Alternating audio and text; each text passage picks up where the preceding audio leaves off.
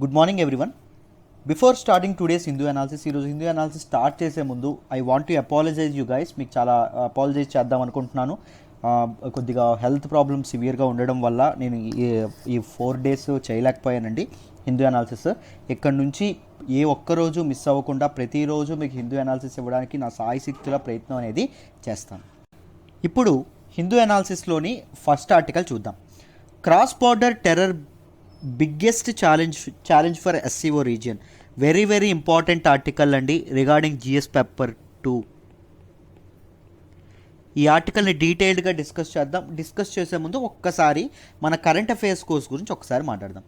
UPSC current affairs course మీకు already నేను చెప్తూనే వస్తున్నాను. ఏంటి 6,000 రూపీస్ ఉండేది 1వ తారీఖు నుంచి 8,000 అవ్వడం అనేది జరిగింది అని. సో ఈ 1 week నేను ఎప్పుడైతే ఆబ్సెంట్గా ఉన్నాను, ఈ 1 week హిందూ అనాలిసిస్ చేయలేదు కదా, చాలామందికి తెలియదు, రైట్? తెలియక చాలామంది జాయిన్ అవ్వలేదు, బట్ చాలామంది ఎక్స్టెండ్ కూడా చేయమని అడిగారు. సో ఇది ఏదైతే 6,000కి ఇవ్వడం అనేది ఒక్క 1 week ఈ 7th December వరకు ఎక్స్టెండ్ చేస్తున్నామండి. 6,000 రూపాయలకే యూపీఎస్సీ కరెంట్ అఫైర్స్ కోర్స్ మీకు వస్తుంది విత్ లైఫ్ టైం వ్యాలిడిటీతో రావడం అనేది జరుగుతుంది. 8వ తారీఖు నుంచి 8,000 అవ్వబోతుంది. ఈ 6,000ని మీరు ఒకేసారి కట్టక్కర్లేదు, నెలకి 2,000 చొప్పున మీరు చక్కగా కట్టుకోవచ్చు.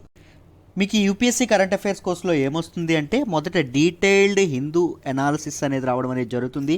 ఈ హిందూ అనాలిసిస్కి written PDF, handwritten PDF, ఐప్యాడ్లో నీట్గా రాసినటువంటి డీటెయిల్డ్ పీడిఎఫ్ అనేది వస్తుందండి. దాంతోపాటు ఎడిటోరియల్స్ ఏవైతే మనం హిందూ అనాలిసిస్లో కవర్ చేయట్లేదో ఆ ఎడిటోరియల్స్ కూడా అక్కడ కవర్ చేయడం అనేది జరుగుతుంది. దాంతోపాటు వీక్లీ 3 MCQ సెషన్స్ అనేవి ఉంటాయండి. వీక్లీ 3 MCQ సెషన్స్ అనేవి ఉంటాయి. ఎవ్రీ సండే ఒక మెయిన్ సెషన్ అనేది ఉంటుంది. మీరు MCQ సెషన్స్లో మీరు ఆర్టికల్స్ నేర్చుకుంటున్నారు కదా, అది క్వశ్చన్ ఎలా అడుగుతారని మీకు తెలియదు, రైట్? మీరు ఆర్టికల్స్ నేర్చుకుంటున్నారు, you have knowledge, but question ఎలా అడుగుతారు, మనం ఎలా అప్రోచ్ అవ్వాలని మీకు తెలియకపోవచ్చు. సో ఈ MCQ సెషన్స్లో మీరు హిందూలో మిస్ అయినటువంటి ఇండియన్ ఎక్స్ప్రెస్లోనివి, బీబీసీలోనివి, గార్డియన్లోనివి డిఫరెంట్ క్వశ్చన్స్ అనేవి ప్రొక్యూర్ చేసి ఆ MCQ సెషన్స్లో మీకు ఎక్స్ప్లెయిన్ చేయడం అనేది డీటెయిల్డ్గా, ఇప్పుడు ఎలా అయితే లోతుల నుంచి ఎక్స్ప్లెయిన్ చేస్తానో అలా ఎక్స్ప్లెయిన్ చేస్తాను. ఎవ్రీ సండే మీకు మెయిన్ సెషన్ అనేది తప్పకుండా ఉంటుంది. మెయిన్ సెషన్లో ఏవైతే ఆ వీక్లో వచ్చినటువంటి కరెంట్ అఫైర్స్ ఇష్యూస్ ఏవైతే ఉంటాయో వాటిని డిస్కస్ చేయడం అనేది జరుగుతుంది. How to approach those things, మీరు ఎలా దాన్ని అప్రోచ్ చేయాలి, మీ థాట్ ప్రాసెస్ ఎలా ఉండాలి, ఎలా మీరు ఇదవ్వాలి అనే విషయాలు మీకు తప్పకుండా తెలుస్తాయి. So you can master current affairs UPSC current affairs through this wonderful course. You can contact this number to subscribe this UPSC current affairs course. UPSC current affairs course join అవ్వాలనుకుంటే ప్రశాంతి మేడం నెంబర్ ఒకసారి phone చేసి మాట్లాడి join అవ్వండి. Just 6,000 రూపాయలకి అందిస్తున్నాం. 7th December వరకునే ఉంటుంది offer. 2,000 rupees కట్టి మీరు జాయిన్ అవ్వచ్చు, రైట్? ఇప్పుడు ఈ ఆర్టికల్ని డీటెయిల్డ్గా డిస్కస్ చేద్దాం, చూడండి. అసలు న్యూస్లోకి ఏమొచ్చింది అంటే, షాంఘై కోఆపరేషన్ ఆర్గనైజేషన్ ఏదైతే ఉంటుందో ఈ షాంఘై కోఆపరేషన్ ఆర్గనైజేషన్ తాలూకా హెడ్స్ ఆఫ్ ది గవర్నమెంట్ యొక్క మీటింగ్ అనేది రీసెంట్గా జరగడం అనేది జరిగింది. ఈ హెడ్స్ ఆఫ్ ద గవర్నమెంట్ మీటింగ్లో మన తాలూకా ఇండియా నుంచి రిప్రజెంట్ ఎవరు చేశారు అంటే వైస్ ప్రెసిడెంట్ వెంకయ్య నాయుడు గారు చేయడం అనేది జరిగింది. వైస్ ప్రెసిడెంట్ గారు తన తాలూకా స్పీచ్లో ఏం మాట్లాడారు అంటే చూడండి అమ్మ. క్రాస్ బార్డర్ టెర్రరిజం ఏదైతే ఉందో, అంటే బార్డర్ టు బార్డర్ టెర్రరిజం ఏదైతే ఉంటుందో, దిస్ టెర్రరిజం అనేది it is a biggest challenge for the countries belonging to ఎస్సీఓలో ఉన్నటువంటి కంట్రీస్ ఏవైతే ఉన్నాయో, ఈ షాంఘై కోఆపరేషన్ ఆర్గనైజేషన్లో ఉన్నటువంటి దేశాలు ఏవైతే ఉన్నాయో వాటికి చాలా పెద్ద థ్రెట్ అని చెప్పడం అనేది జరిగింది. సో ఇండియా కూడా ఈ స్టేట్ స్పాన్సర్డ్ టెర్రరిజం ఏదైతే ఉంటుందో వెంటనే గుర్తుకు రావాలి. ఎవరండి స్టేట్ స్పాన్సర్డ్ టెర్రరిజం అంటే? ఎవరు గుర్తుకు రావాలి మనకి? పాకిస్తాన్ గుర్తుకు రావాలి. మామూలుగా ఈయన పాకిస్తాన్ యొక్క ప్రస్తావన తీసుకురాకుండానే స్టేట్ స్పాన్సర్డ్ టెర్రరిజం అంటే టెర్రరిజానికి గవర్నమెంటే సపోర్ట్ చేయడం అని అర్థం, గవర్నమెంటే ఫండింగ్ ఇవ్వడం అని అర్థం. సో ఈ స్టేట్ స్పాన్సర్డ్ టెర్రరిజం ఏదైతే ఉంటుందో ఇది కూడా ఇండియాకి చాలా పెద్ద కన్సర్న్ అని చెప్పి చెప్పడం అనేది జరిగింది. సో ఎస్సీఓలో ఉన్నటువంటి కంట్రీస్ ఏవైతే ఉన్నాయో అందరూ కలిసి టెర్రరిజం, ఉగ్రవాదం ఏదైతే ఉంటుందో ఉగ్రవాదం మీద కలిసికట్టుగా పోరాడాలి అని చెప్పి ఆయన పిలుపివ్వడం అనేది జరిగిందమ్మా. దాంతోపాటు మోర్ ఓపెన్ ట్రేడింగ్ పాలసీస్ ఏవైతే ఉన్నాయో, ఓపెన్ ట్రేడింగ్ ప్రాక్టీసెస్ ఏవైతే ఉన్నాయో వీటిని అవలంబించుకోవాలి ప్రతి కంట్రీ ఎవ్రీ కంట్రీ అని చెప్పడం అనేది జరిగిందండి. What are open trading practices? అంటే ఓపెన్ ఎకానమీని జనరేట్ చేసేటటువంటి ట్రేడింగ్ ప్రాక్టీసెస్ని ఓపెన్ ట్రేడింగ్ ప్రాక్టీసెస్ అంటాం. ఒక దేశం ఎక్స్పోర్ట్స్ ఫుల్గా చేసేసి ఇంపోర్ట్స్ ఏం చేయకుండా అలా ఉందనుకోండి, దాన్ని ఏమంటాం? ప్రొటెక్షనిజం అంటాం. ప్రొటెక్షనిజం లేదా క్లోజ్డ్ ఎకానమీ అంటాం కదా. అదే వివిధ దేశాలు అనేవి వేరే కంట్రీస్తో ట్రేడింగ్ రిలేషన్స్ అనేవి చక్కగా పెట్టుకున్నాయి అనుకోండి, దాన్ని ఓపెన్ ట్రేడింగ్ ప్రాక్టీసెస్ అంటాం. సో ఓపెన్ ట్రేడింగ్ ప్రాక్టీసెస్ ఏవైతే ఉంటాయో వాటితో ముందుకు రావాలి ఎవ్రీ కంట్రీ అని చెప్పడం అనేది జరిగింది. దాంతోపాటు every country should comply with multilateral rules of trade. Multilateral అంటే వివిధ దేశాల మధ్య జరిగినటువంటి అగ్రిమెంట్స్ ఏవైతే ఉన్నాయో, ట్రేడ్ ఒప్పందాలు ఏవైతే ఉన్నాయో, వాణిజ్య ఒప్పందాలు ఏవైతే ఉన్నాయో, ఆ వాణిజ్య ఒప్పందాలని ప్రతి కంట్రీ పాటించాలి, దాని జవ దాటకూడదు, వాటి ప్రకారంగానే చక్కగా హెల్దీ ట్రేడ్ అనేది ఉండాలి అని చెప్పడం అనేది జరిగింది. దాంతోపాటు ఈయన ఏం చెప్పారు అంటే, గ్లోబల్ ఇన్స్టిట్యూషన్స్ ఏవైతే ఉన్నాయో ఇంక్లూడింగ్ వరల్డ్ హెల్త్ ఆర్గనైజేషన్, ఈ గ్లోబల్ ఇన్స్టిట్యూషన్స్లో కూడా రిఫార్మ్స్ అనేవి తీసుకురావాలి అని చెప్పి వైస్ ప్రెసిడెంట్ పిలుపు ఇవ్వడం అనేది జరిగిందండి. ఎలా అయితే మన ఇండియా అనేది ఎలా అయితే మన వైస్ ప్రెసిడెంట్ గారిని పంపించిందో, పాకిస్తాన్ పిఎం కూడా ఇమ్రాన్ ఖాన్ కూడా రాలేదండి. ఆయన తరపున ఎవరు వచ్చారు అంటే Pakistan parliamentary secretary for foreign affairs రావడం అనేది జరిగింది. ఆయన ఏం చెప్పారు అంటే, ఎక్స్ట్రీమిస్ట్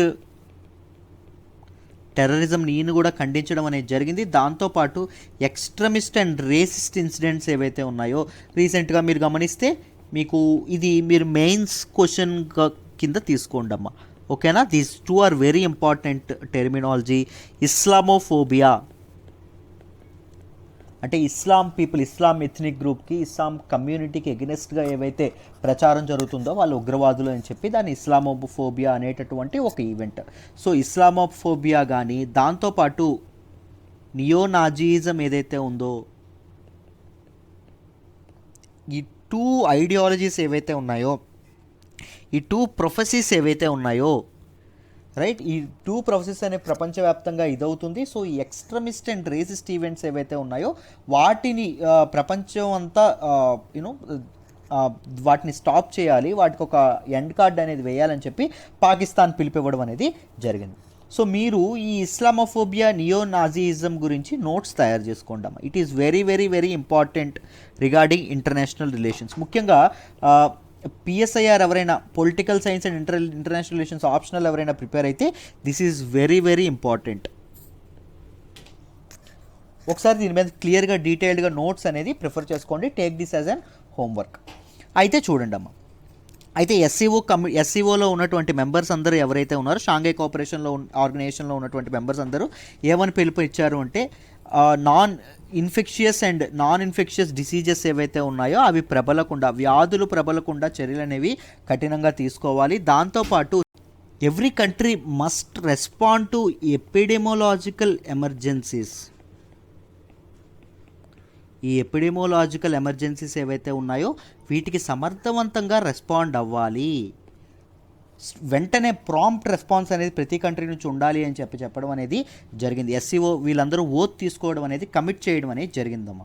దాంతోపాటు కోవిడ్-19 పాండమిక్ యొక్క కన్సిక్వెన్సెస్ ఏవైతే ఉన్నాయో, ముఖ్యంగా సోషల్ కన్సిక్వెన్సెస్ కానీ, హెల్త్ కన్సిక్వెన్సెస్ ఇంప్లికేషన్స్ కానీ, లేకపోతే మీరు ఎకనామిక్ ఇంప్లికేషన్స్ కానీ, ఇవన్నీ ముఖ్యంగా ఎస్సీఓ కంట్రీస్ మీద పడకుండా చూసుకోవాలి అనేటటువంటి కమిట్మెంట్ కూడా వీళ్ళు ఇది చేయడం అనేది జరిగింది. దాంతోపాటు మెడికల్ టూరిజం ఏదైతే ఉందో, మెడికల్ టూరిజంని కూడా డెవలప్ చేయాలి అనేటటువంటి ఓత్ కూడా తీసుకురావడం అనేది జరిగింది. Medical tourism is another very important concept అండి. మీరు ఈ కాన్సెప్ట్ మీద కూడా వీలైతే మెయిన్స్ క్వశ్చన్ అడగచ్చు. ముఖ్యంగా on the Wake of this pandemic టైంలో ఇలాంటి టెర్మినాలజీ ఏదైతే ఉంటుందో this is very important. So medical tourism అంటే ఏంటో తెలుసుకోండి, దాని మీద కూడా క్లియర్ నోట్స్ అనేది తయారు చేసుకోండి. సింపుల్గా చెప్తాను చూడండి. మెడికల్ టూరిజం అంటే ఏంటి అంటే, ఒకవేళ నేను అండర్ డెవలప్డ్ కంట్రీలో ఉన్నాను అనుకోండి, నాకు ఇప్పుడు ఇంపార్టెంట్ మెడికల్ ఇవి లేవనుకోండి, మెడికల్ ఎక్విప్మెంట్ కానీ మెడికల్ ఇన్ఫ్రాస్ట్రక్చర్ కానీ మా కంట్రీలో లేదు. సో నేనేం చేస్తాను అంటే వేరే కంట్రీ ఎక్కడైతే డెవలప్డ్ కంట్రీ ఏదైతే ఉంటుందో అక్కడికి వెళ్ళి మెడికల్ ట్రీట్మెంట్ తీసుకొని మళ్ళీ నా కంట్రీకి వస్తాను. సో దిస్ ఇస్ సింపుల్గా దీన్ని మెడికల్ టూరిజం అనడం అనేది జరుగుతుంది. సో ఈ మెడికల్ టూరిజం అనేది ముఖ్యంగా డెవలపింగ్ కంట్రీస్ లైక్ ఇండియా లాంటి డెవలపింగ్ కంట్రీస్కి వెరీ ఇంపార్టెంట్ ఎకనామిక్ ఫ్యాక్టర్ అవ్వబోతుంది ఫ్యూచర్లో. ముఖ్యంగా వ్యాక్సిన్ అనేది ఇండియా అనేది ఎప్పుడైతే వ్యాక్సిన్ దీనికోసం చాలా ట్రయల్స్ చేస్తుందో, మెడికల్ టూరిజం అనే పదాన్ని ఈ మధ్య చాలా మనం వింటున్నాం. ఎప్పుడైతే వ్యాక్సిన్స్ అనేవి త్వరలో రాబోతున్నాయనే న్యూస్ వస్తుందో దాంతోపాటు మెడికల్ టూరిజం అనే పదం కూడా మనకు చాలా వినిపిస్తుంది. సో మీరు జాగ్రత్తగా వీటిని మెడికల్ టూరిజం అనే కాన్సెప్ట్ని జాగ్రత్తగా నేర్చుకోండి అమ్మ. దాంతోపాటు ఇండియా తప్పించి మిగిలిన ఎస్సీఓ మెంబర్స్ ఎక్సెప్ట్ ఇండియా వీళ్ళందరూ ఏం డిసైడ్ అయ్యారు అంటే చైనా యొక్క one belt one road initiative ఏదైతే ఉంటుందో ఓబీఓఆర్ ఇనిషియేటివ్ అంటాం, లేదా బెల్ట్ అండ్ రోడ్ ఇనిషియేటివ్ అంటాం. ఈ ఇనిషియేటివ్ ఏదైతే ఉంటుందో దీనికి సపోర్ట్ చేద్దామని చెప్పి ఇండియా తప్ప మిగిలిన ఎస్సీఓ మెంబర్స్ అందరూ అనుకోవడం అనేది, కమిట్ అవ్వడం అనేది జరిగింది. మీకు రీసెంట్గా గమనిస్తే ఇండియా అనేది 2017లో చైనా యొక్క ఈ వన్ బెల్ట్ వన్ రోడ్ ఇనిషియేటివ్లో మేము జాయిన్ అవ్వమని చెప్పడం అనేది జరిగింది. ఎందుకు? పాకిస్తాన్ ఆక్యుపైడ్ కాశ్మీర్ ఏదైతే ఉంటుందో దానిలో చైనా యొక్క ఇల్లీగల్ కన్స్ట్రక్షన్స్ వల్ల, దానిలో చైనా యొక్క ప్రాజెక్ట్స్ ఏవైతే చైనీస్ ప్రాజెక్ట్స్ ఏవైతే ఉంటాయో పాకిస్తాన్ సపోర్ట్తో చైనా అనేది ప్రాజెక్ట్స్ అనేది నిర్మించడం అనేది జరుగుతుంది. సో దీన్ని రిటాలియేట్ చేస్తూ దీనికి నిరసనగా ఇండియా అనేది ఏం చేసింది 2017లో ఈ one belt one road initiative ఏదైతే ఉంటుందో దానిలో జాయిన్ కాను అని చెప్పడం అనేది జరిగిందమ్మా. This is all about this article. ఈ ఆర్టికల్లో చెప్పిందంతా మీకు డీటెయిల్డ్గా ఎక్స్ప్లెయిన్ చేశాను. నౌ షాంఘై కోఆపరేషన్ ఆర్గనైజేషన్ ఏదైతే ఉంటుందో దీనిలో ప్రిలిమ్స్ లెవెల్లో ఇంపార్టెంట్ ఫ్యాక్ట్స్ ఏవైతే ఉన్నాయో వాటి గురించి తెలుసుకుందాం, జాగ్రత్తగా చూడండి. ఈ షాంఘై కోఆపరేషన్ ఆర్గనైజేషన్ ఏదైతే ఉందో, ఈ Shanghai cooperation organisation this is a permanent inter governmental international organisation అండి. This is a permanent organisation, గుర్తుపెట్టుకోండి అమ్మా, inter governmental organisation. This is Eurasian political economic and military organisation అండి. అంటే యూరప్ అండ్ ఏషియా కంట్రీస్కి సంబంధించినటువంటి ఒక political economic and military organisation. ఇది ఎందుకు అంటే దీని ఎయిమ్ ఏంటి అంటే పీస్, సెక్యూరిటీ, ఈ రీజియన్లో peace, security and stability prevail చేయడం అనేది దీని లక్ష్యం. ఎప్పుడు క్రియేట్ చేయబడింది అంటే 2001లో దీన్ని క్రియేట్ చేయడం అనేది జరిగింది. And the SCO charter and అంటే చార్టర్ అంటే ఏంటంటే సమ్ రూల్స్ అండి. ఈ ఎస్సీఓలో ఉన్నటువంటి కంట్రీస్ ఏ రూల్స్ పాటించాలనేటటువంటి చార్టర్ ఎప్పుడు సైన్ చేయబడింది అంటే 2002లో సైన్ చేయబడడం అనేది జరిగింది. 2002లో సైన్ చేసి 2001లో దీన్ని క్రియేట్ చేశారు. 2002లో చార్టర్ సైన్ అయింది. 2003లో ఈ చార్టర్ ఏదైతే ఉంటుందో ఇది ఎన్ఫోర్స్మెంట్లోకి రావడం అనేది జరిగింది. ఈ ఎస్సీఓ యొక్క అఫీషియల్ లాంగ్వేజెస్ ఏంటంటే అమ్మ Russian and Chinese. These two are official languages of SCO, Shanghai cooperation organisation. దీనిలో ఉన్నటువంటి మొత్తం కంట్రీస్ ఎన్నిసార్ అంటే 8 కంట్రీస్ అమ్మ. షాంఘై కోఆపరేషన్లో ఉన్నటువంటి కోఆపరేషన్ ఆర్గనైజేషన్లో ఉన్నటువంటి కంట్రీస్ అన్ని మొత్తం 8 కంట్రీస్. 8 కంట్రీస్ పేర్లు గుర్తుపెట్టుకోవడానికి ఒక చిన్న టెక్ని ఆల్రెడీ చెప్పాను, మరొకసారి చెప్తున్నాను. ఇండియన్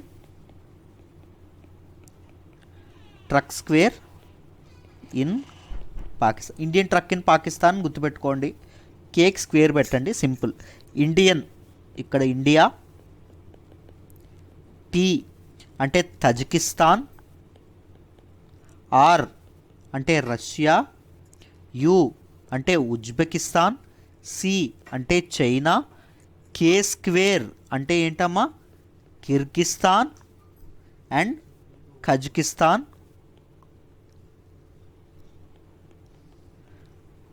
పాకిస్తాన్ ఎలాగూ ఉంది. సో ఈ 8 కంట్రీస్ ఏవైతే ఉన్నాయో వీటి నేమ్స్ మీరు ఇలా గుర్తుపెట్టుకోవచ్చు. దీని తాలూకా ఎస్సీఓ యొక్క సెక్రటేరియట్ ఎక్కడ ఉంది అంటే బీజింగ్లో ఉండడం అనేది జరిగింది. చైనాలో ఉన్నటువంటి బీజింగ్లో ఉండడం అనేది జరిగింది. It provides informational, analytical, organisational support ఏదైతే ఉంటుందో ఈ సెక్రటేరియట్ అన్ని కంట్రీస్కి ప్రొవైడ్ చేయడం అనేది జరుగుతుంది. మీన్వైల్ మీరు గమనిస్తే these SCO countries taluka they comprises of almost 40% of the global population. It covers almost 40% of the global population and nearly 20% of the global GDP అనేది ఈ కంట్రీస్ కంట్రిబ్యూట్ చేయడం అనేది జరుగుతుంది. And it contributes around 22% of the world's land mass.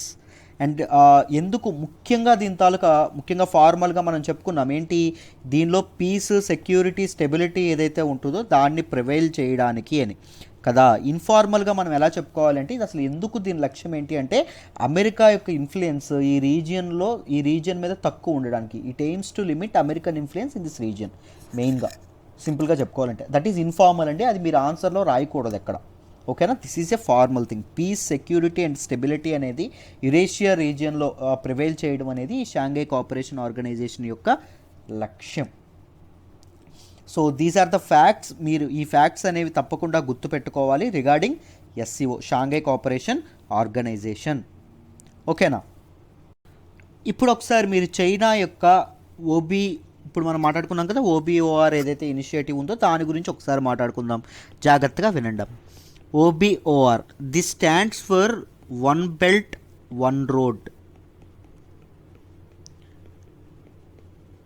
ఈ initiative ఏదైతే ఉంటుందో ఇది China president ఎవరైతే జింగ్పింగ్ ఎవరైతే ఉన్నారో ఆయన లాంచ్ చేయడం అనేది జరిగింది. ఎప్పుడు దీన్ని ఇది చేశారు అంటే 2013లో దాన్ని ఎస్టాబ్లిష్ చేయడం అనేది జరిగిందమ్మ. It is a combination of silk road economic belt. Silk road economic belt ఏదైతే ఉంటుందో this is a land route and 21st century maritime silk route. This is a sea route. ఈ రెండింటి కాంబినేషన్నే ఏమంటామో వన్ బెల్ట్ వన్ రోడ్ ఇదని చెప్పడం అనేది జరుగుతుంది. దీని తాలూకా ఎస్టిమేటెడ్ బడ్జెట్ ఎంత సార్ అంటే $8 trillion అండి. దీని తాలూకా ఎస్టిమేటెడ్ బడ్జెట్. ఇది అసలు ఏం చేస్తుంది అంటే సింపుల్గా చెప్పుకోవాలి అంటే it involves developing a lot of infrastructure. వివిధ కంట్రీలో, ఒక్క చైనా మాత్రమే కాకుండా వివిధ దేశాల్లో చాలా ఇన్ఫ్రాస్ట్రక్చర్ అనేది బిల్డ్ చేయడం దీని లక్ష్యం. Mostly around transport and energy, అంటే ట్రాన్స్పోర్ట్స్ అంటే రోడ్స్ కానీ, దాంతోపాటు రైల్వే లైన్స్ కానీ బిల్డ్ చేయడం, దాంతోపాటు ఎనర్జీ వీటికి సంబంధించిన అంటే గ్యాస్ స్టేషన్స్ కానీ, పవర్ ప్లాంట్స్ ఏవైతే ఉంటాయో వాటిని బిల్డ్ చేయడం దీని లక్ష్యం. ముఖ్యంగా ఎందుకు ఇది ఎక్కువ దేన్ని ఎంఫసైజ్ చేస్తుంది అంటే చైనా యొక్క ట్రేడ్ ఏదైతే ఉంటుందో, చైనా మీ అందరికీ తెలుసు it is considered as manufacturing hub, global manufacturing hub అని చైనాని అంటాం. చైనాలో తయారవని ప్రొడక్ట్ అంటూ ఏది ఉండదు. సో ఈ ప్రొడక్ట్స్ ఏవైతే ఉన్నాయో వాటిని వివిధ దేశాల మార్కెట్లోకి చొచ్చుకుపోయేందుకు చేసేందుకు చైనా అనేది ఇనిషియేటివ్ తీసుకురావడం అనేది జరిగింది. And this is an win situation for both China and the countries the countries participated in this one belt one road initiative. ముఖ్యంగా చైనాకి ఎలా అవుతుంది, చైనా యొక్క ప్రొడక్ట్స్ అనేవి ఈజీగా, చైనా యొక్క ప్రొడక్ట్స్కి మార్కెట్ యాక్సెసిబిలిటీ అనేది ఈజీ అవుతుంది. చైనాకి దానివల్ల చాలా ప్లస్. అండ్ మిగిలిన కంట్రీస్కి విన్ ఎలా అవుతుంది, ఈ రోడ్స్ అండ్ ఉపయోగించుకొని మిగిలిన కంట్రీస్లో ఉన్నటువంటి కార్పొరేట్స్ ఏవైతే ఉన్నాయో, మిగిలిన కంట్రీస్లో ఉన్నటువంటి పెద్ద పెద్ద కార్పొరేట్ హౌసెస్ కానీ, కంపెనీస్ ఏవైతే ఉన్నాయో అవి కూడా మార్కెట్ యాక్సెసిబిలిటీని పొందొచ్చు. బికాజ్ మొన్న కూడా మనం మాట్లాడుకున్నాం, మనం ఇప్పుడు ఏ ఎరాలో ఉన్నామండి, ఇన్ఫర్మేషన్ ఎరాలో ఉన్నాం. ఇండస్ట్రియల్ ఎరా అనేది దాటిపోయింది, వీఆర్ ఇన్ ఇన్ఫర్మేషన్ ఎరా అని చెప్పి మనం చాలాసార్లు మాట్లాడుకున్నాం. సో ఎవరికైతే ఎక్కువ యాక్సెసిబిలిటీ ఉంటుందో, ఎవరైతే మంచి ప్రోడక్ట్ అనేది మార్కెట్లోకి తీసుకెళ్ళగలరో వాళ్ళే కింగ్ ఈ టైంలో, రైట్. సో చైనాకి ఎంత పాజిటివ్ ఉంటుందో మిగిలిన కంట్రీకి సంబంధించిన కార్పొరేట్స్కి కూడా ఈ ప్రాజెక్ట్ నుంచి అంతే ఇది ఉండొచ్చు అని చెప్పడం అనేది జరుగుతుంది. But there are some concerns because competition ప్రకారంగా కానీ, దాంతోపాటు పొలిటికల్ వైలెన్స్ ప్రకారంగా కానీ, లేకపోతే చైనా గురించి మీకు తెలిసే ఉంటుంది, డెట్ ట్రాప్ పాలసీ అంటాం. ఇలా ఇన్ఫ్రాస్ట్రక్చర్ ప్రాజెక్ట్స్కి కానీ వాటికి చైనా అనేది ఇన్వెస్ట్మెంట్స్ పెట్టి, చైనా అనేది అప్పులు చాలా ఇచ్చి ఏం చేస్తుంది, ఆ కంపెనీస్ని పొలిటికల్గా కంట్రోల్ చేయడం అనేది జరుగుతుంది. సో ఈ పొలిటికల్ ఇన్వాల్వ్మెంట్ కోసం చైనా అనేది ట్రై చేస్తుంది. చైనా అనేది through its economy world geopolitics తాలూకా ఆర్డర్నే మార్చేస్తుంది అని చెప్పి, జియోపొలిటికల్ ఆర్డర్నే మార్చేస్తుంది అని చెప్పి మనం చాలాసార్లు న్యూస్ ఆర్టికల్స్లో చాలాసార్లు చదువుకున్నాం డిఫరెంట్ ఆథర్స్ నుంచి, right. This might be debt trap policy 2. So these are the things that we consider about this one belt one road initiative. మీరు దీనిలో కరెంట్ అఫైర్స్ కోసం జాయిన్ అయితే ఇది ఇలాంటి వాటి గురించి ఇంకా డీటెయిల్డ్గా మాట్లాడుకుంటామండి. What are the implications and other things, different details తప్పకుండా మనం మాట్లాడుకుంటాం. అండ్ నెక్స్ట్ త్వరలోనే ఇంటర్నేషనల్ రిలేషన్స్ కూడా లాంచ్ చేస్తున్నాం, నేనే చెప్పబోతున్నాను. You can consider joining that too. Right, చెప్పండి అమ్మా, ఈ ఆర్టికల్లో మనం ఏమేమి నేర్చుకున్నాం? షాంఘై కోఆపరేషన్ ఆర్గనైజేషన్ ఏదైతే ఉంటుందో దాని తాలూకా మీటింగ్ గురించి డీటెయిల్డ్గా నేర్చుకోవడం అనేది జరిగింది. దాంతోపాటు one belt one road initiative గురించి నేర్చుకున్నాం. దాంతోపాటు ఈరోజు ఆర్టికల్లో ఏమైతే మన వైస్ ప్రెసిడెంట్ ఏమైతే చెప్పారో వాటన్నింటి గురించి డీటెయిల్డ్గా నేర్చుకున్నాం. I hope you understand this article in detail. Let me move to the next article. మనం మాట్లాడుకోబోయే నెక్స్ట్ ఆర్టికల్ వచ్చేసి UP conversion ordinance challenges supreme court orders. Very important article regarding GS paper 2.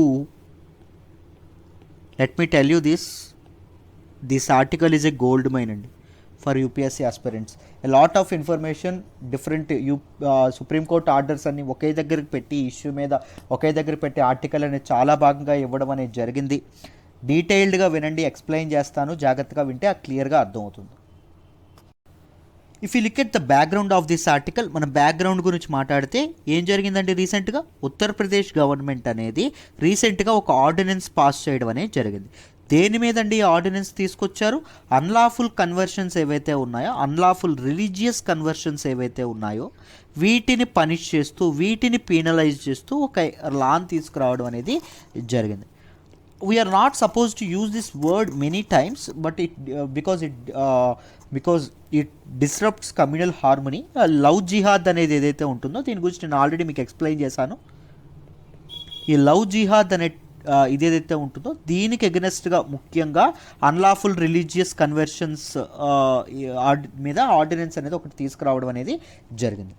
దీని ద్వారా ఏం చేశారండి? మీరు జాగ్రత్తగా గమనిస్తే ఎవరైతే దీనిలో పార్టిసిపేట్ చేస్తారో, ముఖ్యంగా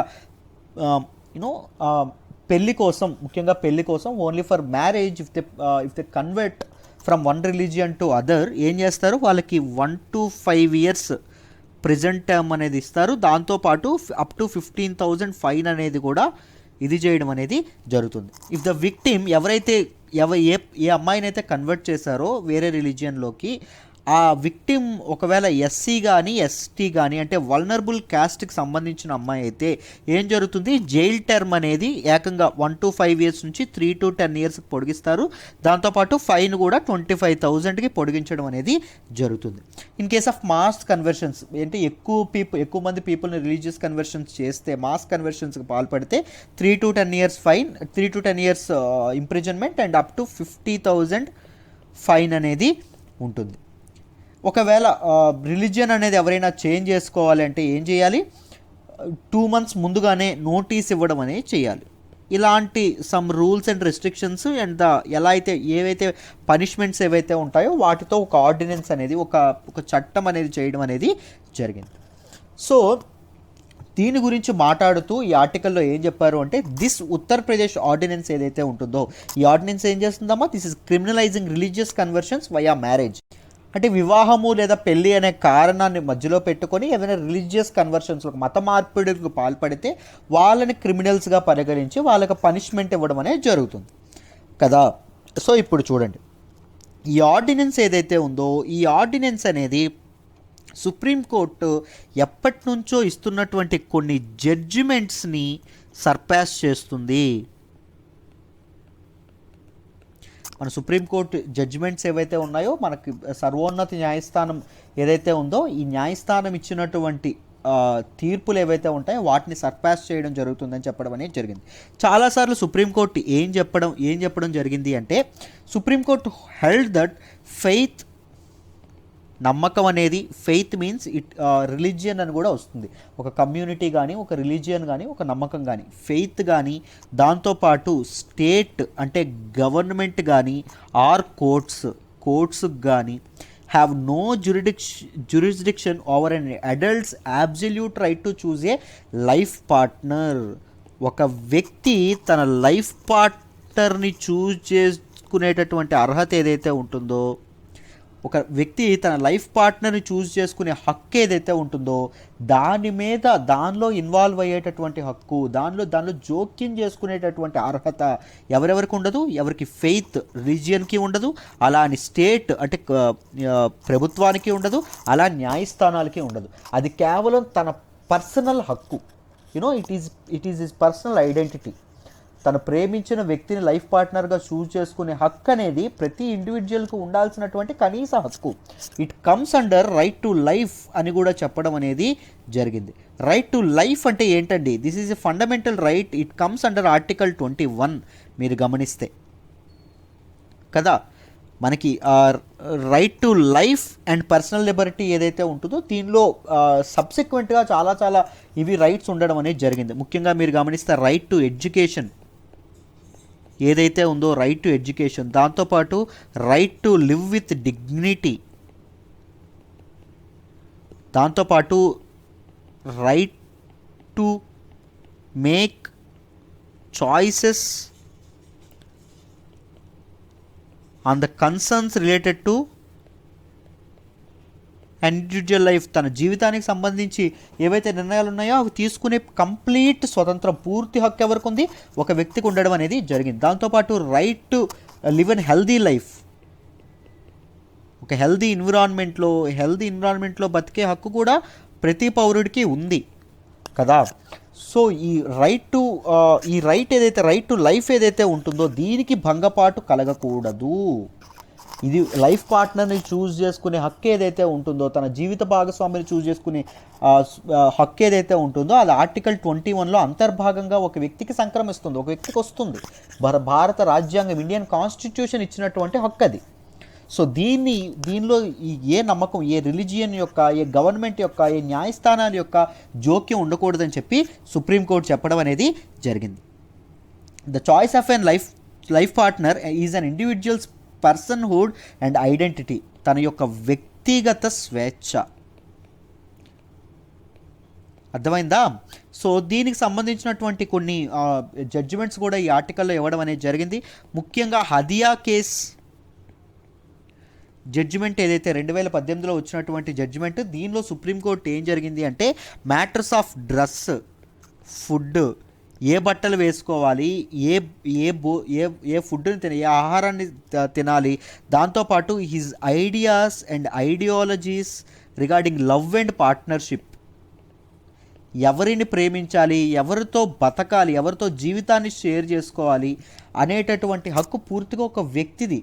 దానిలో these all things, what to wear, what to eat, and ideologies of regarding love and partner, ivanni they are the central aspects of identity. So neither the state nor the law can dictate a choice of parameters or limit the free ability of every person to decide on these matters. అంటే ఏ ప్రభుత్వం కానీ లేకపోతే ఏ న్యాయస్థానం కానీ వీటిని ఎలా life పార్ట్నర్ని పలానా విధంగానే చూస్ చేసుకోను, పలానే తినాలి, లేకపోతే పలానా బట్టలే వేసుకోవాలి, ఇలాంటి నిర్ణయాలు ఏవైతే ఉన్నాయో వాటి విషయాల్లో ఒక సిటిజన్కి డైరెక్ట్ చేసే అధికారం కానీ, లేకపోతే అతని తాలూకా హక్కుని లాగేసుకునే రైట్ కానీ ఎవరికి లేదు, ఏ న్యాయస్థానానికి, ఏ ప్రభుత్వానికి లేదు అని చెప్పి ఈ జడ్జిమెంట్లో చెప్పడం అనేది జరిగిందమ్మా. దాంతోపాటు రెండవది ఏంటి అంటే KS Puttaswamy or privacy judgment. This is very famous judgment. దీనిలో కూడా సుప్రీంకోర్టు ఏం చెప్పింది అంటే autonomy of the individual was the ability to make decisions in vital matters of concern to life. ఇందాకే చెప్పాను కదా, తన జీవితానికి సంబంధించినటువంటి vital matters, very important matters, జీవిత భాగస్వామిని చూజ్ చేసుకోవాలి అనేటటువంటి, ఎవరిని చూజ్ చేసుకోవాలి అనే మ్యాటర్ కంటే ఇంకా ఇంపార్టెంట్ మ్యాటర్ ఎవరికైనా ఉంటుందండి? That is very most important matter concerning an individuals life, right? So ఇలాంటి మ్యాటర్స్ ఏవైతే ఉన్నాయో వాటిలో తన కన్సైన్స్తో తనకు నచ్చినటువంటి లైఫ్ పార్ట్నర్ని చూజ్ చేసుకునే హక్కు అనేది ఎవరికి ఉంది? ప్రతి ఇండివిజువల్కి, ప్రతి భారత పౌరుడికి ఉండడం అనేది జరిగింది అని చెప్పి ఎవరు చెప్పారు? సుప్రీంకోర్టు చెప్పడం అనేది జరిగింది. దాంతోపాటు ఇంకేం చెప్పారమ్మా? Any interference by the state in an individuals right to love and marry ఒక వ్యక్తి ప్రేమించే హక్కుని, ఒక వ్యక్తి ఒకరిని పెళ్లి చేసుకునే హక్కులోకి ఏదైనా ప్రభుత్వం కానీ లేకపోతే న్యాయస్థానాలు కానీ ఇన్వాల్వ్ అయ్యాయి అనుకోండి, జోక్యం చేసుకున్నాయి అనుకోండి, అతని తాలూకా స్వేచ్ఛ, ఫ్రీడమ్ ఏదైతే ఉంటుందో దాని మీద చాలా చిల్లింగ్ ఎఫెక్ట్ ఉంటుందని చెప్పడం అనేది జరిగింది. డిటోరియేటింగ్ ఎఫెక్ట్ అనేది దాని మీద ఉంటుంది, దాని మీద ఒక నెగిటివ్ ఎఫెక్ట్ ఫ్రీడమ్ మీద ఉంటుంది, ఒక వ్యక్తి స్వేచ్ఛ మీద ఉంటుంది అని చెప్పి సుప్రీంకోర్టు అభిప్రాయపడడం అనేది జరిగింది. దాంతోపాటు మీరు చూసుకుంటే లాలా సింగ్ కేస్ జడ్జిమెంట్ ఏదైతే ఉంటుందో దీనిలో కూడా సుప్రీంకోర్టు తన తాలూకా వెడ్డిక్ని ఇవ్వడం అనేది జరిగిందండి. దీనిలో ఏం చెప్పింది అంటే country is going through a crucial transformation period, ఒక ఇంపార్టెంట్ ట్రాన్స్ఫర్మేషన్ పీరియడ్లోకి కంట్రీ అనేది వెళ్తుంది. Constitution will remain strong only if we accept the plurality and diversity of our culture. రాజ్యాంగం అనేది ఎప్పుడు దీనిగా ఉంటుంది, ఎప్పుడు గట్టిగా దృఢంగా నిలబడుతుంది. ఓన్లీ ప్రజలు అనేవాళ్ళు, భారతదేశ ప్రజలు ఎవరైతే ఉన్నారో తన తాలూకు కల్చర్లో ఉన్నటువంటి డైవర్సిటీని, ప్లూరారిటీని ఎప్పుడైతే యాక్సెప్ట్ చేస్తారో అప్పుడు కాన్స్టిట్యూషన్ అనేది బలంగా ఉంటుంది. మీరు జాగ్రత్తగా మనకి ఎప్పుడైతే స్వాతంత్రం వచ్చిందో మీరు గమనిస్తే 1947లో కదా స్వాతంత్రం వచ్చింది. ఆఫ్టర్ 1947 చాలామంది ఏం అభిప్రాయపడ్డారంటే భారతీయులు నవ్వారండి. భారతీయులు తమ సొంతంగా గవర్నమెంట్ అనేది ఫామ్ చేసుకుంటారంట, సొంతంగా ఉంటారంట, సొంతంగా డెవలప్ అవుతారంట, సొంతంగా ఎకనామిక్ డెవలప్మెంట్ అనేది సాధిస్తారంట, సొంతంగా ఈక్వాలిటీ అనేది సాధిస్తారంట అని చెప్పి చాలామంది నవ్వడం అనేది జరిగింది. ఎందుకు అంటే మనకు ఉన్నటువంటి డైవర్సిఫైడ్ కల్చర్, వివిధ మతాలుగా, వివిధ కులాలుగా, వివిధ వర్ణాలుగా మనం వివిధ రకాలుగా విడిపోయి ఉన్నాం భారతీయులందరూ మీరు గమనిస్తే. సో ఈ డైవర్సిటీ ఏదైతే ఉంటుందో ఇది దేనికి వే వేస్తుంది అంటే డిజింటిగ్రేషన్ ఏదైతే ఉంటుందో దీనికి దారి తీస్తుంది. త్వరలోనే ఒక పొలిటికల్ అన్రెస్ట్ అనేది ఏర్పడుతుంది భారతదేశంలో. చూడండి రాష్ట్రాలు ఏవైతే ఉన్నాయో విచ్ఛిన్నం అయిపోతాయి అని చెప్పి మనకి చాలామంది జోస్యం పలకడం అనేది జరిగింది. చాలామంది పొలిటికల్ ఎక్స్పర్ట్స్ ఎవరైతే ఉంటారో, చాలామంది గ్రేట్ వరల్డ్ ప్రపంచవ్యాప్తంగా ఉన్నటువంటి గ్రేట్ ఎక్స్పర్ట్స్ ఎవరైతే ఉన్నారో వాళ్ళందరూ చెప్పడం అనేది జరిగిందమ్మా.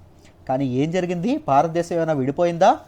ఎప్పటికీ స్ట్రాంగ్గా ఉంది. ఎందుకు అంటే ఒక్కటే మనల్ని నిలబెట్టింది ఏంటండి? అది కాన్స్టిట్యూషన్, రాజ్యాంగం. మన రాజ్యాంగ నిర్మాతలు ఎవరైతే ఉన్నారో వాళ్ళకి తెలుసు ఇలా జరగచ్చేమో అని. సో దానికి తగినట్టుగానే ఒక అద్భుతమైనటువంటి రాజ్యాంగానికి వాళ్ళు రూపకల్పన చేయడం అనేది జరిగింది, రైట్? సో దిస్ కాన్స్టిట్యూషన్ ఒక్కటే ఇంత మనం విడిపోయి ఉన్నప్పటికీ మనల్ని భారతీయులుగా కలిపి ఉంచుతుంది ఏంటి అంటే ఒక రాజ్యాంగం మాత్రమే మీరు గమనిస్తే. సో సుప్రీంకోర్టు కూడా అదే ఇది చేయడం అనేది జరిగింది. మనం మన కల్చర్లో ఉన్నటువంటి డైవర్సిటీని మనం యాక్సెప్ట్ చేయగలిగితేనే మన రాజ్యాంగం అనేది స్ట్రాంగ్గా దృఢంగా నిలబడుతుంది అని చెప్పడం అనేది జరిగింది. దాంతోపాటు ఏమంది అంటే ఎవరైతే ఇంటర్ రిలీజియస్ మ్యారేజెస్, ఇంటర్ఫెయిత్ మ్యారేజెస్ని ఎవరైతే ఇష్టపడట్లేదో ఆ తల్లిదండ్రులు వాళ్ళతో రిలేషన్స్ కట్ చేసుకోమనండి, సోషల్ రిలేషన్స్ కట్ చేసుకోమనండి, వాళ్ళని కలవద్దు, వాళ్ళని ఎప్పుడు మాట్లాడొద్దు వాళ్ళతో. బట్ వైలెన్స్ కానీ హెరాస్మెంట్కి కానీ పాల్పడద్దు, వాళ్ళని వేధించొద్దు అనవసరంగా. ఎవరైతే పెళ్లి చేసుకున్నారో వాళ్ళని స్వేచ్ఛగా బతకనియండి అని చెప్పి సుప్రీంకోర్టు అభిప్రాయపడడం అనేది జరిగింది. Our country still A democratic country and still A free country అని చెప్పడం అనేది జరిగింది. స్వేచ్ఛతో బతికే హక్కు మన భారతీయ పౌరులకి ఉంది అని చెప్పి సుప్రీంకోర్టు అభిప్రాయపడడం అనేది జరిగిందమ్మా. దాంతోపాటు మీరు గమనిస్తే సోనిగెర్రీ కేసు ఏదైతే ఉందో ఈ కేసులో కూడా సుప్రీంకోర్టు ఏం చేసింది అంటే ఎవరైతే జడ్జెస్ ఎవరైతే ఉంటారో వాళ్ళని సూపర్ గార్డియన్స్గా ఉండొద్దు అని చెప్పడం అనేది జరిగింది. అంటే మీరు మొరపెట్టుకోవడానికి ఎవరైతే వస్తారో తల్లిదండ్రులు ఎవరైతే పిల్లల మీద కేసులు పెడతారో ఇలా ఇంటర్ఫెయిత్ మ్యారేజెస్ చేసుకున్నారని ఆ తల్లి బాధలు చూసి మీరు కరిగిపోవద్దు, లేకపోతే తండ్రి యొక్క ఇగోని చూసి మీరు ఇదైపోవద్దు. Don't act like super guardians. పిల్లల యొక్క స్వేచ్ఛని, ఎందుకంటే 100 ఏళ్ళు బతకాల్సింది వీళ్ళ తాలూకా భవిష్యత్తు బాగుండాలి, వీళ్ళు హ్యాపీగా బతకాలి, ఆ విధంగా ఆలోచించండి అని చెప్పి సోనిగెర్రీ కేసులో సుప్రీంకోర్టు అనేది జడ్జెస్ ఎవరైతే ఉన్నారో వాళ్ళకి ఈ రకమైనటువంటి ఇది పాస్ చేయడం కూడా జరిగింది. These are the important judgements ఈ ఆర్టికల్లో మెన్షన్ చేశారండి. నేను ముందుగానే చెప్పినట్టు ఈ ఆర్టికల్ ఒక గోల్డ్ మైన్. ముఖ్యంగా ఈ లవ్ జిహాద్ అనే కాన్సెప్ట్ ఏదైతే ఉందో, ఇలాంటి ఇంటర్ఫెయిత్ మ్యారేజెస్ కానీ ఇంటర్ రిలీజియస్ కన్వర్షన్స్ ఏవైతే ఉన్నాయో వీటిలో వెరీ ఇంపార్టెంట్ ఆర్టికల్. జాగ్రత్తగా దీన్ని నోట్ టేకింగ్ చేసుకోండమా, మీకు చాలా ఉపయోగపడుతుంది. I hope you understand this article in detail. Let me move to the next article అమ్మ. మనం మాట్లాడుకోబోయే నెక్స్ట్ ఆర్టికల్ వచ్చేసి Israel exiled opposition killed scientist in complex operation. Very important article రండి. రిగార్డింగ్ జిఎస్ పేపర్ 2 ఇంటర్నేషనల్ రిలేషన్స్లో మాట్లాడుకుంటాం. జాగ్రత్తగా వినండి అమ్మా, క్లియర్గా ఎక్స్ప్లెయిన్ చేస్తాను ఈ ఆర్టికల్ని. మొహసేన్ ఫక్రీజాదే, ఈయన గురించి ఎక్కువగా న్యూస్లోకి ఈ మధ్య రావడం అనేది జరుగుతుంది. ఏం జరిగింది అంటే ఈయన రీసెంట్గా మర్డర్ అవ్వడం అనేది జరిగిందండి. రీసెంట్గా ఈయన చంపేయడం అనేది జరిగింది. అసలు ఎవరు ఈయన, ఏం జరిగింది అని డీటెయిల్గా తెలుసుకుందాం. జాగ్రత్తగా వినండి అమ్మ. ఈయన ఇరాన్కి సంబంధించినటువంటి ఒక సైంటిస్ట్ అండి. ఇరాన్ యొక్క సైంటిస్ట్, దాంతోపాటు డిఫెన్స్ అడ్వైజర్ కూడా. దేనికి అంటే ఇరాన్కి. ముఖ్యంగా ఇరాన్ యొక్క న్యూక్లియర్ ప్రోగ్రామ్ ఏదైతే ఉంటుందో దానిలో సిగ్నిఫికెంట్ రోల్ ప్లే చేసినటువంటి వ్యక్తి ఎవరు అంటే మొహసేన్ ఫక్రీజాదే. ఈయన రీసెంట్గా మర్డర్ అవ్వడం అనేది జరిగింది. ఈ మర్డర్ అనేది ఎవరు చేశారు అంటే, ఈ మర్డర్ వెనక ఎవరి హస్తం ఉంది అంటే, ముఖ్యంగా ఎవరి పేరు చెప్తున్నారు అంటే ఇజ్రాయిల్ అని చెప్పి అనడం అనేది జరుగుతుంది. అదేంటి, ఇజ్రాయిల్ అనే దేశానికి, ఇజ్రాయిల్ యొక్క గవర్నమెంట్కి ఇరాన్ యొక్క సైంటిస్ట్ని, ఇరాన్కి సంబంధించిన సైంటిస్ట్ని చంపే అవసరం ఏముంది? వీటన్నిటి గురించి మీకు చాలా సందేహాలు ఉంటాయి. వీటన్నిటి గురించి డిస్కస్ చేద్దాం. జాగ్రత్తగా వినండమ్మ. అయితే రీసెంట్గా ఎందుకు న్యూస్లోకి వచ్చింది అంటే, ఇరాన్ వాళ్ళు ఏమంటున్నారంటే, ఇజ్రాయిల్ దాంతోపాటు ఇజ్రాయిల్కి సంబంధించినటువంటి ఒక స్పై ఏజెన్సీ అయినటువంటి, ఒక స్పై గ్రూప్ అయినటువంటి మొసాద్, దాంతోపాటు the people's Mujahedin of Iran, MEK ఏదైతే ఉంటుందో, this is of Iran opposition party అండి. ఈ మూడు కలిసి ప్లాన్ చేసి ఎవరిని చంపేశాయి?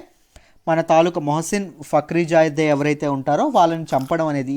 These 3 people are responsible for the attack on Mohsen ఫక్రీజాదే.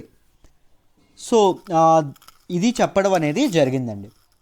దాంతోపాటు ఇరాన్ పార్లమెంట్ కూడా ఏమంటుంది అంటే, international inspections, Iran nuclear sites ఏవైతే ఉన్నాయో, ఇరాన్ న్యూక్లియర్ సైట్స్కి ఇంటర్నేషనల్ సైంటిస్టులు ఎవరైతే వస్తున్నారో, ఇంటర్నేషనల్ పీపుల్ ఎవరైతే వస్తున్నారో వాళ్ళ తాలూకా ఇన్స్పెక్షన్స్ అనేవి ఆపేయాలి, బ్యాన్ చేసేయాలి అని చెప్పడం అనేది జరుగుతుంది. ఒకవేళ అది మాత్రం జరిగితే ఏం జరుగుతుందండి, 2015లో ఇరాన్ సైన్ చేసినటువంటి న్యూక్లియర్ డీల్ ఏదైతే ఉంటుందో, it will come to an halt. ఈ న్యూక్లియర్ డీల్ అనేది పూర్తిగా డిస్రప్ట్ అవ్వడం అనేది జరుగుతుంది. ట్రంప్ పుణ్యాన కాస్త అయింది, ఇప్పుడు ఇంకాస్త పూర్తిగా ఇది అవ్వడం అనేది జరుగుతుంది. ఏంటి ఈ న్యూక్లియర్ డీల్? వీటన్నింటి గురించి మీకు డౌట్ వస్తుంది కదా. ఫస్ట్ న్యూక్లియర్ డీల్ అంటే ఏంటో తెలుసుకుందాం, దీని బ్యాక్గ్రౌండ్ తెలుసుకొని తర్వాత జాగ్రత్తగా మాట్లాడదాం. జాగ్రత్తగా చూడండి అమ్మ. ఇరాన్ అనేది తన న్యూక్లియర్ యాక్టివిటీ ఏదైతే ఉంటుందో, న్యూక్లియర్ యాక్టివిటీని 1950ల నుంచి స్టార్ట్ చేయడం అనేది జరిగింది. న్యూక్లియర్ యాక్టివిటీ అంటే ఏంటి అంటే, న్యూక్లియర్ ఎనర్జీ తయారు చేయడానికి, ఎయిదర్ దాన్ని బాంబ్స్ కోసం తయారు చేయడానికి వాడచ్చు, లేకపోతే పవర్ ప్లాంట్స్, పవర్ ఎనర్జీని జనరేట్ చేయడానికి వాడచ్చు. సో ఈ న్యూక్లియర్ ప్రోగ్రామ్ ఏదైతే ఉంటుందో, ఇరాన్ యొక్క న్యూక్లియర్ ప్రోగ్రామ్ అనేది 1950లో స్టార్ట్ అయింది. న్యూక్లియర్ ప్రోగ్రామ్కి అవసరమైంది ఏంటి అంటే యురేనియం. ముఖ్యంగా మనకు కావాల్సింది ఏంటండి, యురేనియం. మీరు యురేనియంలో చూసుకుంటే మనకి డిఫరెంట్ కైండ్స్ ఉంటాయండి. ఒకటి న్యాచురల్ యురేనియం ఒకటి ఉంటుంది, 2 లో ఎన్రిచ్డ్ యురేనియం అంటారు, దాంతోపాటు హై ఎన్రిచ్డ్ యురేనియం అంటారు, దాంతోపాటు చివరిది వెపన్స్ గ్రేడ్ యురేనియం అంటారు. ముఖ్యంగా ఇవి ఎలా తేడా ఉంటుంది అంటే, ముఖ్యంగా యురేనియం U-235 ఏదైతే ఉంటుందో, దీనిలో న్యాచురల్ యురేనియంలో 0.7% మాత్రమే ఉంటుంది. లో ఎన్రిచ్డ్లో 5% ఉండడం అనేది జరుగుతుంది. హై ఎన్రిచ్డ్లో 20% వరకు ఉండడం అనేది జరుగుతుంది. దీనిలో ఎంత ఏకంగా 90% ఆఫ్ యురేనియం 235 మాలిక్యూల్స్ ఉండడం అనేవి జరుగుతుంది. So on the basis of this U-235 యొక్క component atoms, concentration of atoms ఏవైతే యురేనియం 235 యొక్క యాటమ్స్ యొక్క కాన్సన్ట్రేషన్ ఏదైతే ఉంటుందో, దాని ప్రకారంగా దాని తాలూకు యూసేజ్ అనేది మారుతుంటుంది. ఇప్పుడు మామూలుగా మీరు లో ఎన్రిచ్డ్ యురేనియం అయితే దాని కమర్షియల్ న్యూక్లియర్ పవర్ ప్లాంట్స్ ఏవైతే ఉంటాయో వాటిలో వాడతారు ప్రతి కంట్రీ. దాంతోపాటు ఈ హై ఎన్రిచ్డ్ ఇదేదైతే ఉందో యురేనియం ఏదైతే ఉంటుందో, దీన్ని ఎందుకు వాడతారు అంటే, న్యూక్లియర్ రీసెర్చ్ రియాక్టర్స్ ఏవైతే ఉంటాయో వాటిలో వాడడానికి ఇది చేస్తారు. ఈ వెపన్ గ్రేడ్ అంటే పేరులోనే ఉంది, న్యూక్లియర్ బాంబ్స్ ఏవైతే ఉంటాయో వాటిని తయారు చేయడానికి వీటిని వాడడం అనేది జరుగుతుందమ్మా. సో ఏం జరిగింది అంటే, ముఖ్యంగా 1990లో ఆ టైంకి ముఖ్యంగా యురేనియం నిక్షేపాలు ఏవైతే ఉంటాయో, రిసోర్సెస్ ఏవైతే ఉంటాయో అవి ఇరాన్లో బాగా ఎక్కువగా బయటపడడం వల్ల యురేనియం అనేది ఈ low enriched and high enriched ఇదేదైతే యురేనియం ఏదైతే ఉంటుందో దాన్ని ఎక్కువగా ప్రొడ్యూస్ చేయడం అనేది జరుగుతుంది. దాని తాలూకా స్టాక్స్ అనేవి ఎక్కువగా పెట్టుకోవడం అనేది జరిగిందమ్మా. అప్పుడు ఈ ప్రపంచ దేశాలన్నీ, ఇంటర్నేషనల్ కమ్యూనిటీలో ఉన్నటువంటి పెద్ద పెద్ద దేశాలన్నీ ఏం చేశాయి, it may manufacture a weapon, ఒక న్యూక్లియర్ వెపన్ తయారు చేసే అవకాశం ఏమైనా ఉందేమో అని చెప్పి ఇంటర్నేషనల్ కమ్యూనిటీ అంతా ఏం చేస్తారు అంటే, ఇరాన్ దగ్గరికి వెళ్ళి మీరు మీ న్యూక్లియర్ ప్రోగ్రామ్ని ఆపేయండి, కొన్ని నిబంధనలతో దాన్ని ఇది చేయండి అని చెప్పడం అనేది జరుగుతుంది. దానికి ఏం చేస్తుంది, ఇరాన్ అనేది ఒప్పుకోదు. ఒప్పుకోకపోతే ఏం జరుగుద్ది అంటే, ఇరాన్ మీద ఏం చేస్తారు, యునైటెడ్ నేషన్స్ శాంక్షన్స్ ఏవైతే ఉంటాయో, దాంతోపాటు డిఫరెంట్ ట్రేడ్ శాంక్షన్స్ ఏవైతే ఉంటాయో అవన్నీ ఇరాన్ మీద ఇది అవ్వడం అనేది జరిగింది. ముఖ్యంగా ఇరాన్కి ఎక్కువ ఆదాయం తెచ్చిపెట్టేది ఏంటి అంటే ఆయిల్ అండి. ఆయిల్ అనేది ఎక్కువ ఎక్స్పోర్ట్ చేసి ఇరాన్ అనేది తన ఆదాయం అనేది తెచ్చుకుంటుంది. ఆదాయం డబ్బు ఇరాన్కి ఎలా వస్తుందంటే ముఖ్యంగా ఆయిల్ రిజర్వ్స్ ద్వారా రావడం అనేది, ఆయిల్ ఎక్స్పోర్ట్ ద్వారా రావడం అనేది జరుగుతుంది. ఎప్పుడైతే యునైటెడ్ నేషన్స్ ఐక్యరాజ్య సమితి తన శాంక్షన్స్ విధించిందో, ట్రేడ్ శాంక్షన్స్ ఎప్పుడైతే విధించాయో ఇరాన్ అనేది చాలా నష్టపోవడం అనేది జరిగింది. సో ఈ టైంలో ఇరాన్ అనేది న్యూక్లియర్ డీల్తో ముందుకు రావడం అనేది జరుగుతుంది. దీన్ని ఇరాన్ న్యూక్లియర్ డీల్ అంటాం ఇన్ఫార్మల్గా. దీనికి ఫార్మల్ వర్డ్ ఏంటంటే joint comprehensive plan of action ఏదైతే ఉంటుందో అది, ఈ పేరు. ముఖ్యంగా ఈ న్యూక్లియర్ డీల్కి ఫార్మల్గా ఏమంటాం, JCPOA, joint comprehensive plan of action అనడం అనేది జరుగుతుంది. ఈ జాయింట్ కాంప్రహెన్సివ్ న్యూక్లియర్ డీల్ అన్నాం. డీల్ అంటే అగ్రిమెంట్. ఎవరెవరి మధ్య అంటే సార్ జరిగింది ఏంటి, ఇరాన్ న్యూక్లియర్ డీల్ కాబట్టి ఇరాన్ ఎలాగూ ఉంటుంది. ఇరాన్ ఎవరితో చేసుకుందో చూద్దాం. P5 పర్మనెంట్ మెంబర్స్ ఎవరైతే ఉంటారో, UNSCలో ఉన్నటువంటి పర్మనెంట్ మెంబర్స్ ఎవరైతే ఉంటారో వాళ్ళు, దాంతోపాటు జర్మనీ, ఎక్స్ట్రాగా ఒక నేషన్, అదేంటి అంటే జర్మనీ. ఈ P5 UNSCలో పర్మనెంట్ నేషన్స్ ఎవరండి, USA, UK, France, China, Russia కదా. ఇవన్నీ కలిపి సైన్ చేసుకోవడం అనేది జరిగింది.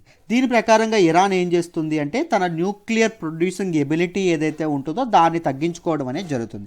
It will restrict it's ability to develop nuclear weapons in exchange for lifting economic sanctions. ఇప్పుడే చెప్పాను కదా, ఎకనామిక్ శాంక్షన్స్ ఏవైతే ఉన్నాయో, ట్రేడ్ శాంక్షన్స్ ఏవైతే ఉన్నాయో ఇవన్నీ ఎత్తివేయడం అనేది జరుగుతుంది. దేని మీదండి, ఇరాన్ మీద ఇవన్నీ ఎత్తివేస్తారు. దీనికి బదులుగా ఇరాన్ ఏం చేయాలి, తన తాలూకా న్యూక్లియర్ వెపన్ మేకింగ్ ఎబిలిటీ ఏదైతే ఉంటుందో దానిని రెస్ట్రిక్ట్ చేయాలి. దానిలో భాగంగా తన న్యూక్లియర్ సైట్స్ ఏవైతే ఉంటాయో, న్యూక్లియర్ ప్రోగ్రామ్ తాలూకా సైట్స్ ఏవైతే ఉన్నాయో ఆ సైట్స్కి ఇన్స్పెక్షన్ కోసం ఇంటర్నేషనల్ పీపుల్ ఎవరైతే, ఇంటర్నేషనల్ సైంటిస్టులు కానీ ఇంటర్నేషనల్ ఎక్స్పర్ట్స్ని ఎలో చేయడం అనేది తప్పకుండా జరగాలి. ఇరాన్ దీనికి సమ్మతించాలి అని చెప్పడం అనేది జరిగింది. రైట్. సో ఇరాన్ అనేది ఓకే చెప్పింది. ఒక హిస్టారికల్ అగ్రిమెంట్ అనేది, న్యూక్లియర్ డీల్ అనేది 2015 అవ్వడం అనేది జరిగింది. అప్పుడు యుఎస్లో ఎవరంటే గవర్నమెంట్, ఒబామా గవర్నమెంట్ ఉండేదండి. అయితే 2018లో ఏమైందో చూద్దాం, జాగ్రత్తగా వినండి.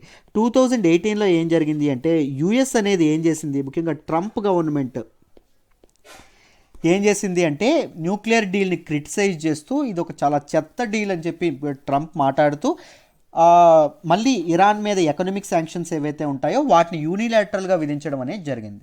దాంతోపాటు యునైటెడ్ నేషన్స్ శాంక్షన్స్ ఏవైతే ఉన్నాయో వాటిని కూడా విధించడం అనేది జరిగింది యూనిలాటరల్గా. సో ఈ రెస్ట్రిక్షన్స్, ఈ శాంక్షన్స్ ఏవైతే ఉన్నాయో దానివల్ల మళ్ళీ ఇరాన్ చాలా నష్టపోయిందండి. ఇరాన్ ఆర్థికంగా చాలా నష్టపోయింది. ఇరాన్ యొక్క కరెన్సీ అనేది చాలా డిప్రివేట్ అవ్వడం అనేది జరిగింది. అమెరికా శాంక్షన్, యుఎస్ యొక్క శాంక్షన్స్ వల్ల. అర్థమైందా? సో ఎప్పుడైతే ఇది జరిగిందో ఇరాన్ అనేది ఏం చేసింది అంటే నేను కూడా బయటకు వచ్చేస్తున్నాను, నేను కూడా మన న్యూక్లియర్ డీల్ ఏదైతే ఉంటుందో న్యూక్లియర్ డీల్ నుంచి బయటకు వచ్చేస్తాను, నా న్యూక్లియర్ స్టాక్స్ ఏవైతే ఉన్నాయో నేను దాన్ని ఇంక్రీజ్ చేసుకుంటాను, నేను ఎందుకు దీనికి అబైడ్ అయి ఉండాలి అని చెప్పి ఇరాన్ పీపుల్ ఎవరైతే ఉన్నారో వాళ్ళు అనుకోవడం అనేది మొదలుపెట్టారు. యాజ్ ఎ రిటాలియేటరీ మూవ్గా. మీకు ఇక్కడ వరకు డీటెయిల్డ్గా అర్థమైందని అనుకుంటున్నాను. సో ట్రంప్ ఉండేటప్పుడు ఏం చేశారంటే, మీ అందరికీ నేను చాలాసార్లు చెప్పాను దీన్ని, ట్రంప్ ఇరాన్ మీద ముఖ్యంగా ఒక పాలసీ వాడారు. ఆ ఫారిన్ పాలసీని ఏమంటాము అంటే మ్యాక్సిమం ప్రెజర్ పాలసీ అంటాం. So this maximum pressure policy ఏదైతే ఉంటుందో దీన్ని ట్రంప్ ఎక్కువగా ఇరాన్ మీద వాడడం అనేది జరిగింది. ఇరాన్ మీద ఎక్కువగా శాంక్షన్స్ విధించడం అనేది జరిగింది. దాంతోపాటు మీకు ఆర్మీ జనరల్ ఎవరైతే ఉన్నారో ఆయన మీద అటాక్ గురించి కూడా మీకు తెలిసిందే, మన ఫిబ్రవరిలో జరిగిన అటాక్. సో చనిపోయారు. ఇవన్నీ గురించి మీకు తెలిసిందే, ఇరాన్కి యూఎస్కి మధ్య ఏం జరుగుతుందో. అయితే ఇప్పుడు ఏమైంది అంటే ఈ న్యూక్లియర్ ప్రోగ్రామ్ ఏదైతే ఉంటుందో, న్యూక్లియర్ ప్రోగ్రాంలో ఫస్ట్ నుంచి చాలా కంట్రిబ్యూట్ చేసినటువంటి ఒక సైంటిస్ట్ని మన కొంతమంది మర్డర్ చేశారు. మర్డర్ చేస్తే ఆ మర్డర్ చేసిన వ్యక్తి ఎవరు అంటే ఇజ్రాయిల్ అంటున్నారండి. ఇజ్రాయిల్కి అతన్ని మర్డర్ చేయాల్సినటువంటి అవసరం ఏంటి అని మనం ఇక్కడ మాట్లాడుకోవాలి. చూడండి అమ్మా, జాగ్రత్తగా క్లియర్గా ఎక్స్ప్లెయిన్ చేస్తాను.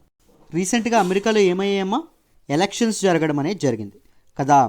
ఎలక్షన్స్లో ఎవరు నెగ్గారు? బైడెన్ గవర్నమెంట్ ఏదైతే ఉందో, డెమోక్రాట్స్ గవర్నమెంట్ అనేది రావడం అనేది జరిగింది. ట్రంప్ ఓడిపోవడం అనేది జరిగింది. మీరు ట్రంప్ ఏం చేశారు, ఇరాన్ మీద ఏం చేశారు, న్యూక్లియర్ డీల్ నుంచి బయటికి వెళ్ళిపోయి మ్యాక్సిమం ప్రెజర్ పాలసీ ఏదైతే ఉంటుందో దాన్ని ఇది చేయడం అనేది, దాన్ని ఫాలో అవ్వడం అనేది జరిగింది. బట్ బైడెన్ వస్తే ఏం చెప్పారు, ఈ joint comprehensive plan of action ఏదైతే ఉంటుందో దీనిలోకి మళ్ళీ వెళ్తామని చెప్పడం అనేది జరిగింది. ఇప్పుడు చెప్తాను చూడండి. ఇప్పుడు ఏం చేస్తున్నారంటే, ఇప్పుడు సింపుల్గా ఇలాంటి కార్యక్రమాలు, సైంటిస్ట్ని చంపడం కానీ ఇలాంటి కార్యక్రమాలు దేనికి దోహదపడతాయంటే ఇరాన్ని ప్రొవోకేట్ చేయడంలో చాలా ఇదవుతాయండి. ఇరాన్ని రెచ్చగొట్టడంలో ఇవన్నీ కీ రోల్ ప్లే చేస్తాయి. ఇప్పుడు సపోజ్ చూడండి, ఇరాన్ యొక్క సైంటిస్ట్ని చంపడం వల్ల ఇరాన్ అనేది ఒకవేళ రిటాలియేషన్ చేసింది అనుకోండి, తిరుగుబాటు చర్య అనేది చేసింది అనుకోండి. ఇరాన్ అనేది ఇప్పుడు సపోజ్ ఎవరి మీద తిరుగుబాటు చేస్తే ఎవరి మీద చేయాలి, ఇజ్రాయిల్ మీద చేయాలి కదా.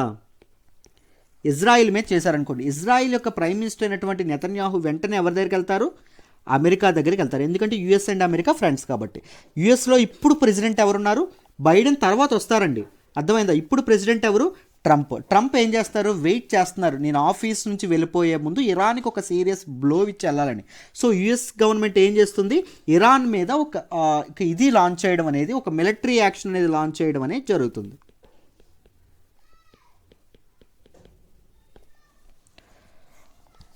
మీకు అర్థమైందని అనుకుంటున్నాను. సో మిలిటరీ యాక్షన్ అనేది లాంచ్ చేస్తే ఇరాన్ యొక్క రీజనల్గా ఇరాన్ ఏమవుతుంది, పూర్తిగా పవర్లెస్ అవ్వడం అనేది జరుగుతుంది, చాలా వీక్గా తయారవ్వడం అనేది జరుగుతుంది. ఈ మిలిటరీ యాక్షన్ దేనికి దారితీయచ్చు, ఇరాన్లో ఉన్నటువంటి న్యూక్లియర్ స్టేషన్స్ ఏవైతే ఉన్నాయో, న్యూక్లియర్ స్టేషన్స్లో మిలిటరీ యాక్షన్స్ ఏవైతే ఉన్నాయో వాటిని లాంచ్ చేయొచ్చు. సో ఈ న్యూక్లియర్ స్టేషన్స్ని కొలాప్స్ చేయొచ్చు, అర్థమైందా. సో దీంతో పాటు ఇప్పుడు ఏం జరుగుతుంది, ఇఫ్ ఇరాన్ అనేది రిటాలియేషన్ చేయలేదనుకోండి, ఇన్ కేస్ ఇరాన్ అనేది రిటాలియేట్ చేయకపోయింది అనుకోండి అమ్మ, అప్పుడు ఏం జరుగుతుంది అంటే ఇజ్రాయిల్ ఏం చేస్తుంది అంటే ఇరాన్ అనేది వీక్ అని చెప్పి ప్రొజెక్ట్ చేయడం అనేది జరుగుతుంది. వీక్ అని చెప్పి ప్రొజెక్ట్ చేస్తే ఏమవుతుంది, కంట్రీలో ఇరాన్లో యాంటీ అమెరికన్ ఇదేదైతే ఉంటుందో, ఫీలింగ్స్ ఏవైతే ఉన్నాయో అవి ప్రొవోకేట్ అవ్వడం అనేది జరుగుతుంది. వెన్ యాంటీ అమెరికన్ పీపుల్లో, ముఖ్యంగా ప్రజల్లో అమెరికాకి వ్యతిరేకంగా ఉండాలనే భావన ఉందనుకోండి, కొత్తగా వచ్చినటువంటి జో బైడెన్ ఎవరైతే ఉన్నారో, న్యూ ప్రెసిడెంట్ ఎవరైతే ఉంటారో, ఆయన మళ్ళీ ఇరాన్తో ఈ జాయింట్ కాంప్రహెన్సివ్ ప్లాన్ ఆఫ్ యాక్షన్లోకి ఇంక్లూడ్ అవ్వడానికి సమ్మతం చూపిస్తారా? ఎందుకంటే ఇక్కడ యాంటీ అమెరికా అనేటటువంటి ఇది ఉంది, ఫీలింగ్ ఉంది ప్రజల్లో. ఈయన ఆ తరహా నిర్ణయం అనేది తీసుకుంటాడా? తీసుకోడు. సో ఈ joint comprehensive plan of action ఏదైతే ఉంటుందో దీనిలోకి అమెరికాని రాకుండా చేయడం కోసం, లేకపోతే ఇరాన్ యొక్క న్యూక్లియర్ స్టేషన్స్ మీద అమెరికా మిలిటరీ యాక్షన్ కోసం ఇజ్రాయిల్ ఇది చేస్తుంది అని చెప్పడం అనేది జరిగిందమ్మా. చాలామంది ఇంటర్నేషనల్ ఎక్స్పర్ట్స్ ఈ మాట అంటున్నారు, అర్థమైందా. సరే ఇజ్రాయిల్కి ఎందుకు సార్, ఏం అవసరం అంటే, ఎప్పటి నుంచో మీరు గమనిస్తే ఇజ్రాయిల్ అండ్ సౌదీ అరేబియా ఒక పక్క, వీళ్ళకి వెస్టర్న్ ఫోర్సెస్, మనకు అమెరికా కూడా ఉందనుకోండి వీళ్ళకి సపోర్టు, ఇటువైపు ఎవరున్నారు అంటే ఇరాన్ ఉండడం అనేది జరిగింది. మామూలుగా ఇజ్రాయిల్ ఏం చేస్తుంది అంటే, ముఖ్యంగా వెస్ట్ ఏషియా ఏదైతే ఉంటుందో వెస్ట్ ఏషియన్ రీజియన్లో న్యూక్లియర్ మొనోపలీ కోసం ప్రయత్నించడం అనేది జరుగుతుందమ్మా. న్యూక్లియర్ సావరెంటీ కోసం, అంటే తను మాత్రమే న్యూక్లియర్ ఎనర్జీ అనేది ప్రొడ్యూస్ చేయాలి, ఇరాన్కి నిక్షేపాలు ఉన్నప్పటికీ, ఇరాన్కి కావాల్సిన రిసోర్సెస్ ఉన్నప్పటికీ దాన్ని రెస్ట్రిక్ట్ చేయాలి అనేటటువంటి ఆలోచనలో ఇజ్రాయిల్ ఉండడం అనేది జరిగింది. ఎప్పటి నుంచో ఈ కంట్రీస్ మధ్య దిస్ నెక్సెస్ అంటారు దీన్ని, ఇజ్రాయిల్, సౌదీ అరేబియా, అమెరికా ఇది ఏదైతే ఉంటుందో ఈ వింగ్కి, దాంతోపాటు ఇరాన్ యొక్క వింగ్కి ఎప్పుడూ ఈ ఇంబ్యాలెన్సెస్ అనేవి ఉండడం అనేది జరుగుతూనే వస్తుంది కదా. సో అందుకోసం అని చెప్పి ఇజ్రాయిల్ అనేది ఈ తరహా ఇదనే చేయడం అనేది జరుగుతుంది. దాంతోపాటు నెతన్యాహు 2018లో ఒక స్పీచ్లో ఈ సైంటిస్ట్ ఎవరైతే ఉన్నారో ఈయన పేరు కూడా చెప్తూ అన్నారండి. ముఖ్యంగా అది ఇప్పుడు చెప్పాం కదా, ఎవరైతే చనిపోయారో మొహసిన్ ఫక్రీజాదే ఎవరైతే ఉన్నారో ఆయన తాలూకా నేమ్ను కూడా ఆయన ప్రస్తావించడం అనేది జరిగింది. ఇరాన్లో ఈయనే ఇంపార్టెంట్ ఇవి చేస్తున్నాడంట ఆయన ప్రస్తావించడం జరిగింది. సో దానివల్ల ఏమైంది అంటే ఇజ్రాయిలే దీని వెనక ఉండొచ్చు అనేటటువంటి నమ్మకం ఏదైతే ఉంటుందో అది ఇంటర్నేషనల్ కమ్యూనిటీలో చాలా పెరిగింది. అర్థమైందా? సో మీకు కంప్లీట్గా డీటెయిల్డ్గా ఈ ఆర్టికల్ అర్థమైందని అనుకుంటున్నాను, ఇజ్రాయిల్ ఎందుకు ఇది చేసి ఉండొచ్చు ఏంటి అని. I hope you understand this article in detail. Let me move to the next article అమ్మ. మనం మాట్లాడుకోబోయే నెక్స్ట్ ఆర్టికల్ వచ్చేసి UK mercenaries role in Sri Lanka war under lens. Very important article regarding GS paper 2 అమ్మ.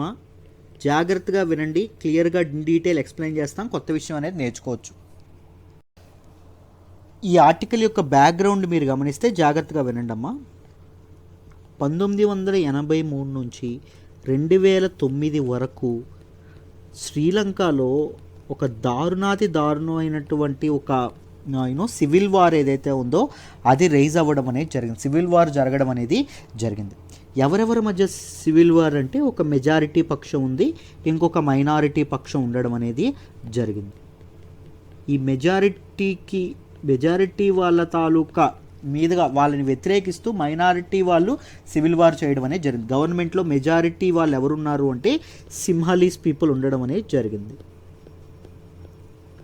ఈ మైనారిటీ పీపుల్ ఎవరు అంటే Sri Lankan Tamils, శ్రీలంకలో ఉన్నటువంటి తమిళ్ మాట్లాడే వాళ్ళు.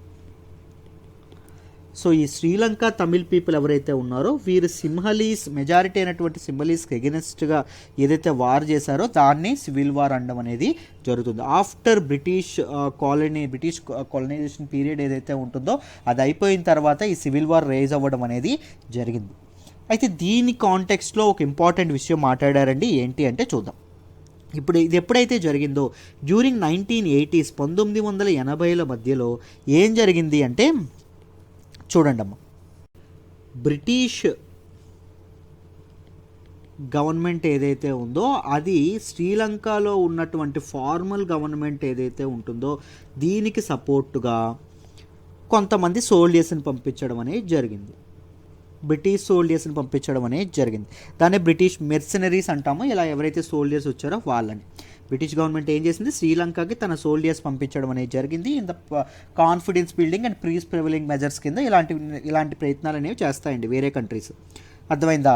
సో ఇవి తీసుకురావడం అనేది జరిగింది. ఈ సోల్జర్స్ అనేవాళ్ళు ఎవరికి హెల్ప్ చేస్తారు అంటే స్పెషల్ టాస్క్ ఫోర్స్ ఏదైతే ఉంటుందో ఆ టైంలో ఇదైనటువంటి స్పెషల్ టాస్క్ ఫోర్స్ ఎవరికి ఎగనెస్ట్గా అండి, తమిళ్ టైగర్ రెబల్స్ ఎవరైతే ఉన్నారో, ఎవరైతే అప్పుడు సివిల్ వార్లో పార్టిసిపేట్ చేస్తూ ఉన్నారో, ఎక్యూజ్డ్గా ఎవరున్నారో ఈ తమిళ్ టైగర్ రెబల్స్కి ఎగనెస్ట్గా పోరాడడానికి ఏర్పాటు చేసినటువంటి స్పెషల్ టాస్క్ ఫోర్స్కి టెక్నికల్ సపోర్ట్ కానీ, దాంతోపాటు మిలిటరీ ఆపరేషన్స్లో సపోర్ట్ కానీ ఇలాంటి వాటి ఇవ్వడానికి ఈ సోల్జర్స్ రావడం అనేది జరిగింది. అయితే రీసెంట్గా మన జానియర్లో ఒక బుక్ వచ్చిందండి. ఆ బుక్లో ఒక ఆథర్ ఏం పేర్కొన్నారు అంటే ఇవి సంబంధించినటువంటి మెర్సనరీస్ ఎవరైతే ఉన్నారో వాళ్ళు శ్రీలంకలో వార్ క్రైమ్స్కి పాల్పడ్డారు అని చెప్పడం అనేది జరిగింది. ఏంటి సార్ ఈ war crimes? It is a very important concept. ఒకసారి జాగ్రత్తగా చూద్దాము, జాగ్రత్తగా వినండి. ముందు ఒకసారి న్యూస్లో ఏం చెప్పారో చూద్దాం. ముఖ్యంగా అప్పటి బ్రిటిష్ తాలూకా సెక్యూరిటీ సర్వీసెస్ అయినటువంటి కినీమినీ సర్వీసెస్ ఏదైతే ఉంటుందో కేఎంఎస్ గ్రూపు వీళ్ళు ఏం చేశారు, సోల్జర్స్ని పంపించడం అనేది జరిగింది. Elite unit of the Sri Lankan police అంటే ఇది ఏదైతే స్పెషల్ టాస్క్ ఫోర్స్ ఏదైతే ఉంటుందో వీళ్ళకి ట్రైన్ చేయడానికి ఈ సోల్జర్స్ని పంపించడం అనేది జరిగింది. వీళ్ళు వచ్చి ఏం చేశారు అంటే వీళ్ళకి ట్రైనింగ్ ఇవ్వడంతో పాటు వార్ క్రైమ్స్కి పాల్పడ్డారు అని చెప్పి ఒక ఆధార్ ఈ బుక్లో రాయడం అనేది జరిగింది. ఈ తమిళ్ టైగర్ రెబల్స్ ఎవరైతే ఉన్నారో, తమిళ్ సివిలియన్స్ ఎవరైతే ఉన్నారో వాళ్ళని ఊచకోత వీళ్ళు కూడా కోశారు అని చెప్పడం అనేది జరిగింది. సో ఇన్ దిస్ రిగార్డ్ ఈ ఆర్టికల్ని డీటెయిల్గా డిస్కస్ చేద్దాం, జాగ్రత్తగా వినండి. ముఖ్యంగా మనం తెలుసుకోవాల్సిన ఎగ్జామ్ పాయింట్ ఆఫ్ వ్యూలో తెలుసుకోవాల్సిన ఇంపార్టెంట్ విషయం ఏంటంటే వార్ క్రైమ్స్ అనేటటువంటి కాన్సెప్ట్ మీరు తెలుసుకోవాలి. వార్ క్రైమ్స్ అంటే ఏంటండి? సింపుల్గా మాట్లాడుకుంటే a serious violation of the laws or customs of war as defined by international customary లేదా ఇంటర్నేషనల్ జ్యుడిషియరీ ఏర్పాటు చేసినటువంటి వార్ కస్టమ్స్ ఏవైతే ఉంటాయో దాన్ని వైలేట్ చేస్తే అప్పుడు దాన్ని వార్ క్రైమ్కి పాల్పడ్డారు అంటాం. These are the unwanted acts of violence are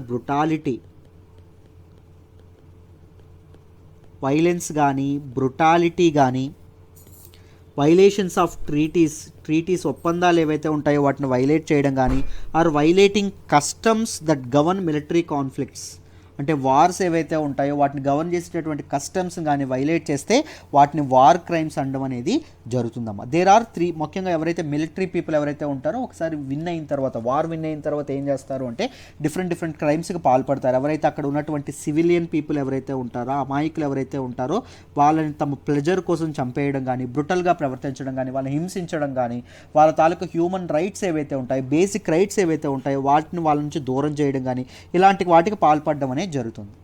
so వీటినే వార్ క్రైమ్స్ అంటాం. ముఖ్యంగా 3 టైప్స్ ఆఫ్ వార్ క్రైమ్స్ ఉన్నాయి. ఒకటి ట్రెడిషనల్ వార్ క్రైమ్స్, అంటే ట్రీటీస్ని లేకపోతే ఒప్పందాలని లేకపోతే రూల్స్ అండ్ రెస్ట్రిక్షన్స్ని బైపాస్ చేయడం ఏదైతే ఉంటుందో, వైలేట్ చేయడం ఏదైతే ఉంటుందో వాటిని ట్రెడిషనల్ వార్ క్రైమ్స్ అంటాం. క్రైమ్స్ ఎగెనెస్ట్ పీస్, శాంతికి విరుద్ధంగా క్రైమ్స్ ఏవైనా అంటే తిరగబడలేనటువంటి పీపుల్ ఉంటారు, తిరిగి అటాక్ చేయలేనటువంటి పీపుల్ ఉంటారు, తమకు తాము డిఫెండ్ చేసుకున్నటువంటి పీపుల్ ఉంటారు, వాళ్ళని కూడా చంపేసి బ్రుటల్గా వాళ్ళ మీద కూడా వైలెన్స్ అనేది చేసి ఇలాంటి కార్యక్రమాలు ఏవైతే ఉంటాయో వాటిని క్రైమ్స్ ఎగెనెస్ట్ పీస్ అంటాం.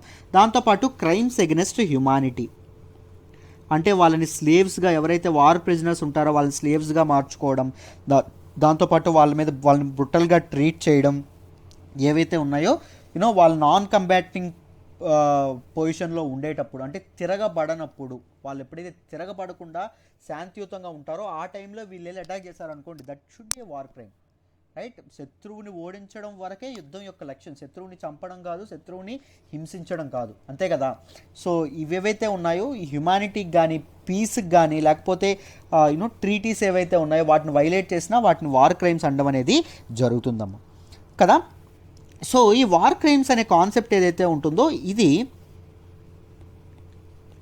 ఇప్పటిది కాదు, చాలా ఏన్షియంట్ టైమ్స్ నుంచి ఉంటుంది.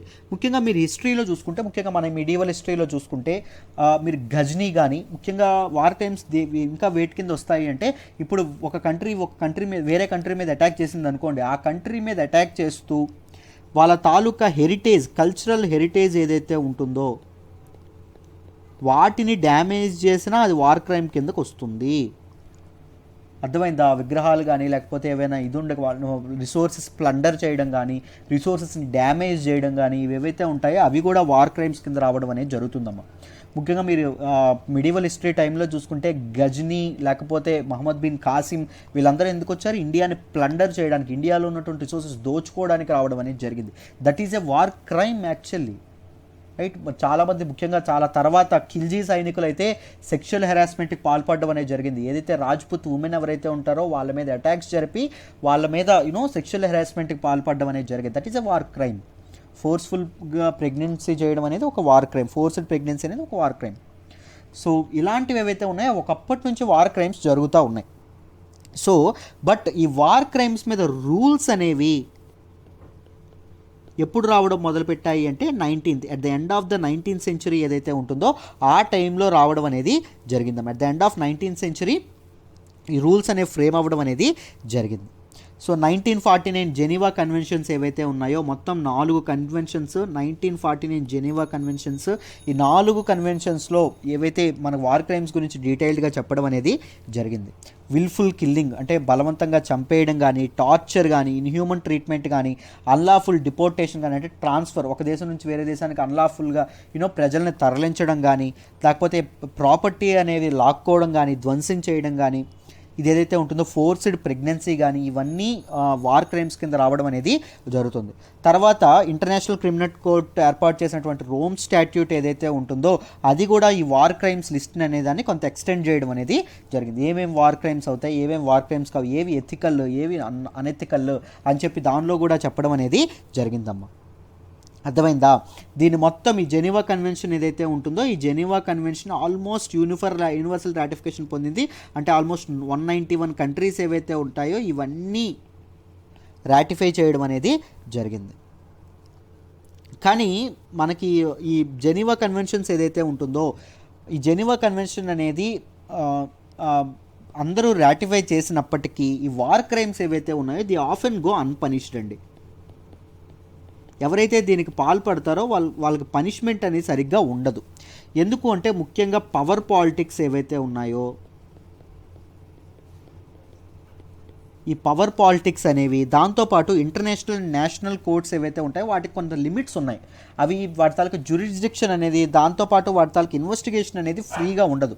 వాటికి కొన్ని లిమిట్స్ ఉండడం అనేది జరిగింది. దేనికి? ఇంటర్నేషనల్ అండ్ నేషనల్ కోర్ట్స్కి. దానివల్ల కూడా ఈ జెనీవా కన్వెన్షన్స్ ఏవైతే ఉన్నాయో అవి సక్సెస్ఫుల్గా ఇంప్లిమెంట్ కావట్లేదు. దాంతోపాటు ఇంకొకటి ఏంటి అంటే ఒక కాన్ఫ్లిక్ట్ ఏదైతే ఉంటుందో ఒక మిలిటరీ కాన్ఫ్లిక్ట్లో విక్టర్స్ ఎవరైతే విన్ అయిన పీపుల్ ఎవరైతే ఉన్నారో వాళ్ళ టర్మ్సే నడుస్తాయి. ఏమైనా కాదండి, ఓడిపోయిన వ్యక్తి మాట ఎవరైనా వింటారా? ఎవరైనా వినిపించుకుంటారా? కనీసం ఎవరు ఉండరు. సో పోస్ట్ వార్ జస్టిస్ ఏదైతే జరుగుతుందో ఈ పోస్ట్ వార్ జస్టిస్లో వీళ్ళ తాలూకా మ్యానిపులేషన్స్ అనేవి ఎక్కువ, ఎవరైతే విన్ అయ్యారో వాళ్ళ తాలూకా మ్యానిపులేషన్స్ అనేవి ఎక్కువగా ఉంటాయండి. సో ఇప్పుడు ఈ జెనీవా కన్వెన్షన్స్ ఏవైతే ఉన్నాయో వాటి మీద కొద్దిగా ఫ్యాక్ట్స్ ఏవైతే ఉన్నాయో అవి తెలుసుకుందాం, జాగ్రత్తగా వినండి అమ్మ. First international rules of modern international rules of war ఏదైతే ఉంటుందో ఇవి 1864లో స్విట్జర్లాండ్లోని జెనీవాలో ఈ కన్వెన్షన్స్ రూపాన ఈ రూల్స్ అనేవి ఫ్రేమ్ చేయడం అనేది జరిగింది. ఫస్ట్ డ్రాఫ్ట్ అనేది ఎప్పుడు చేశారు? 1864లో చేశారు. లేటర్ వీటిని ఎప్పుడు డ్రాఫ్ట్ చేయడం జరిగిందంటే 1949లో ఇది అవ్వడం అనేది జరిగింది.